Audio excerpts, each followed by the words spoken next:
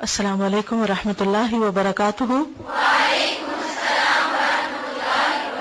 کیا حال ہے سب کا؟ الحمد للہ۔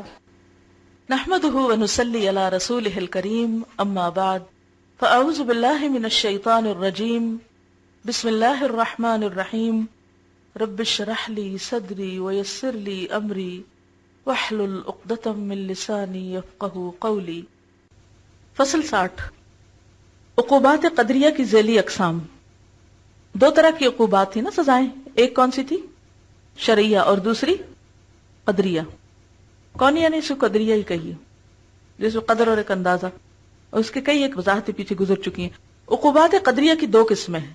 ایک عقوبت قلوب، یہ نفوس انسانی کے لیے ہے جو انسان کے قلب سے وابستہ ہے، یعنی دل سے وابستہ ہے، ایسی سزا جس کا تعلق دل سے۔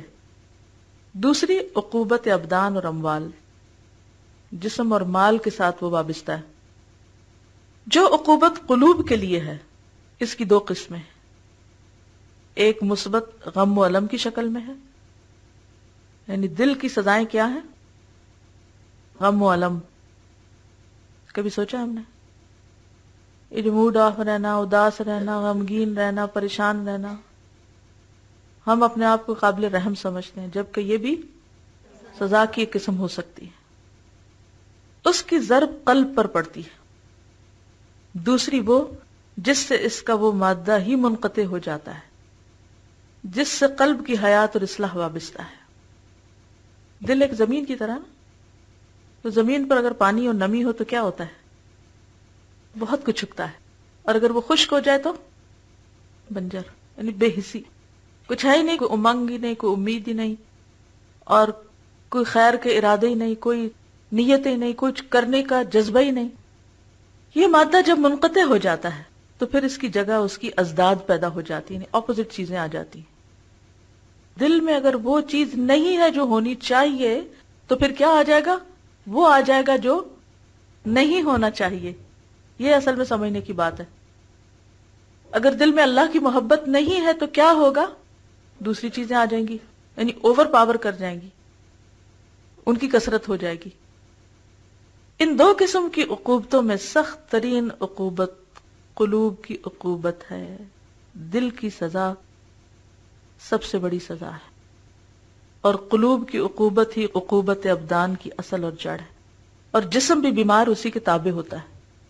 قلوب کی عقوبت اگر قوی، بھاری اور شدید ہو جائے تو وہ قلب سے متجاوز ہو کر جسم تک اس طرح پہنچ جاتی ہے جس طرح بدن کی تکلیف قلب تک سرایت کر جاتی ہے، یعنی وائس ورثہ ہو رہا ہوتا ہے۔ دل پہ اتنا شدید غم لگا کہ دل بھر گیا، اور وہ بھر کے جب سپل آؤٹ ہوا تو اس کا اثر کہاں چلا گیا؟ پوری باڈی میں۔ بالکل اسی طرح جب جسم پر کوئی چوٹ لگتی ہے تو اس کا اثر کہاں تک جاتا ہے؟ تو دل پہ کچھ لگتا ہے تو باہر آتا ہے، باہر لگتا ہے تو دل پہ جاتا ہے، ٹھیک ہے نا؟ نفس انسانی جب جسم سے جدا ہوتا ہے، کب؟ تو عقوبت کا تعلق اور اس کے احکام کا رشتہ نفس سے قائم ہو جاتا ہے۔ اس وقت عقوبت قلب کا ظہور پوری قوت سے ہو جاتا ہے، اور بالکل علانیہ اس کا ظہور ہونے لگتا ہے۔ اسی عقوبت کا نام عذاب قبر ہے۔ اس وقت عذاب قلب کو برزخ سے وہ نسبت ہوتی ہے جو عذاب ابدان کو اس دنیا سے نسبت ہے۔ یعنی موت کے وقت سب سے زیادہ غم کس کو ہو سکتا ہے؟ موت کے وقت سب سے زیادہ غم کس کو ہو سکتا ہے؟ مرنے والے کو۔ مرنے والے کو کیا غم ہو سکتا ہے؟ دوزخ کا خوف؟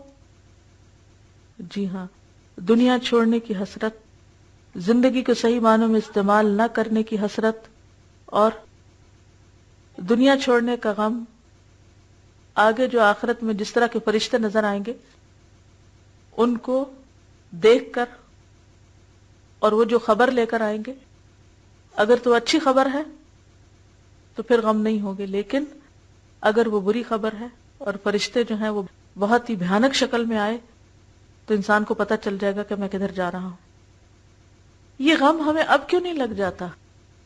دیکھیں، ہم ہر لمحہ فوت ہو رہے ہیں۔ ایک لمحہ صرف ایک بار ملتا ہے، ایک دن بس ایک بار ملتا ہے، دوسری بار نہیں ملنا۔ ہم اس کو افورڈ نہیں کر سکتے کہ آج کے دن کو ہم صرف کس میں گزار دیں؟ بیکار چیزوں میں، ادھر ادھر کی باتوں میں، اور یا ماضی کو سوچتے یا مستقبل کو سوچتے، اور آج کا دن کرے کچھ نہ. جیسے کل بھی بات ہو رہی تھی نا کہ انسان کی بھی بہت عجیب تضادات ہے. مال کمانے کے لیے صحت برباد کرتا ہے، پھر صحت بچانے کے لیے مال برباد کر دیتا ہے. آخر میں ہاتھ میں کیا رہ جاتا ہے؟ کیا چھوڑ کے جاتا ہے اور کیا لے کر جاتا ہے؟ زندگی میں یقین نہیں ہوتا موت کا، جبکہ ہم ہر لمحہ مر رہے ہیں. دیکھیں یہ تو لوگوں کا ان کے عمل ہے نا. ہمیں تو اس بات کے لیے نہیں کہا گیا کہ ہم لوگوں کی چھپی ہوئی باتوں کو یا ان کے ایسے عمل ہے کہ جو چھپ کے کرتے ہیں یا علانیہ بھی کرتے ہیں. ہمیں سب سے زیادہ فکر خود اپنے عمل کی. دیکھیں ساری دنیا بھی بری ہو جائے نا، اگر ہم سرخرو ہو گئے تو پار لگ گئے، اور اگر ساری دنیا بھی کامیاب ہو گئی اور ہم نے اپنی اصلاح نہ کی تو مشکل وہاں ہوگی. جو کچھ بھی سیکھے اپنے لیے سب سے پہلے سیکھے کہ مجھے تبدیلی کرنی ہے اپنے اندر. جب آپ کے اندر آ گئی تو آپ دوسروں میں بھی لا سکیں گے. جو چیز ہم اپنے اندر نہیں پیدا کر سکتے وہ کسی دوسرے کو بھی نہیں سکھا سکتے. بس اللہ تعالیٰ ہمیں وہ حکمت اور سمجھ دے جو واقعی ہمارے دل کو بدل دے اور دل کے ساتھ پھر اپنے عمل اور باقی چیزوں میں تبدیلی کر دے. اللہ تعالیٰ ہم سب کا حامی و ناصر ہو. وآخر دعوانا ان الحمد للہ رب العالمین. سبحانک اللہم و بحمدک نشہد ان لا الہ الا انت نستغفرک و نتوب الیک. السلام علیکم ورحمۃ اللہ وبرکاتہ.